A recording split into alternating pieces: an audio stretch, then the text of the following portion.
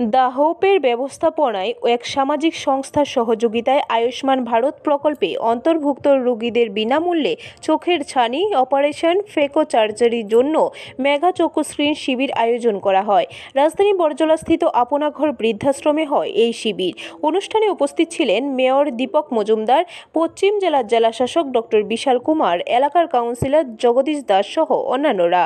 আয়োজিত শিবিরের জন্য মেয়র উদ্যোক্তাদের প্রশংসা করেন, কারণ যারা পরিবার দ্বারা নির্যাতিত এবং লাঞ্ছিত তাদের পাশে দাঁড়ানোর জন্য আগামী দিন তাদের পাশে দাঁড়ানো সকলের দায়িত্ব বলে জানান তিনি।